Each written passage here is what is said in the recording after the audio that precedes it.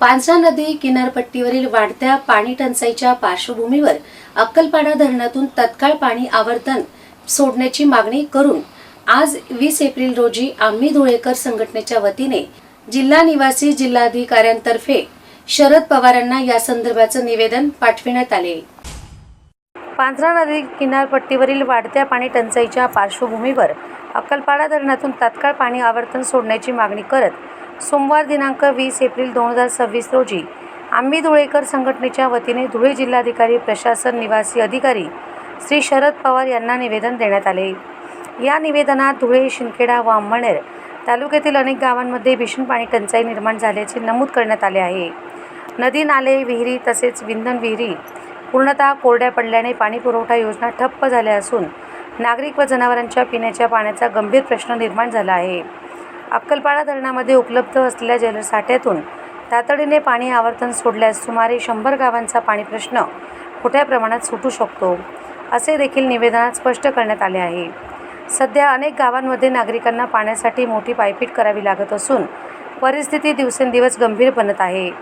दरम्यान प्रशासनाने परिस्थितीचे गांभीर्य ओळखून तात्काळ निर्णय घेऊन पाणी सोडण्याबाबत कार्यवाही करावी, अन्यथा जनतेमध्ये असंतोष वाढण्याची शक्यता व्यक्त करण्यात आली आहे। यावेळी आम्ही धुळेकर संघटनेचे अध्यक्ष धनंजय गाळणकर, समाजसेवक डॉक्टर श्रीकृष्ण बेडसे तसेच रत्नशील सोनवणे उपस्थित होते।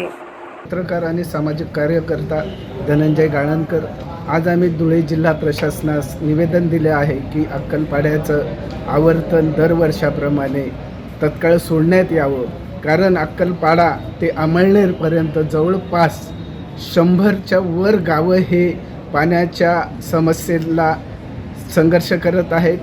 त्यामुळे या पट्ट्यातल्या जनावरांचा, शेतकऱ्यांचा, शेतीचा हा सुद्धा प्रश्न उद्भवलेला आहे। टेम्परेचर ह्या वर्षी इतर वर्षांपेक्षा खूपच कमालीचं वाढलेलं आहे, त्याबाबत हवामानशास्त्राने अंदाज दिलेले आहेत आणि त्यामुळेच या संपूर्ण उन्हाळ्याचा विचार करता या परिसरात जर पाणी सोडलं तर तिथल्या जलस्रोतांना पाणी मिळेल, तिथल्या पाणवठ्यांना, तिथे जनावर जे चरतात त्यांनासुद्धा याचा लाभ होणार आहे, शेतकऱ्यांना लाभ होणार आहे। म्हणूनच आम्ही धुळे जिल्हा प्रशासनास आज निवेदन देऊन अक्कलपाडा धरणातून हे आवर्तन सोडण्यात यावं अशी आम्ही विनंती केली आहे। धन्यवाद।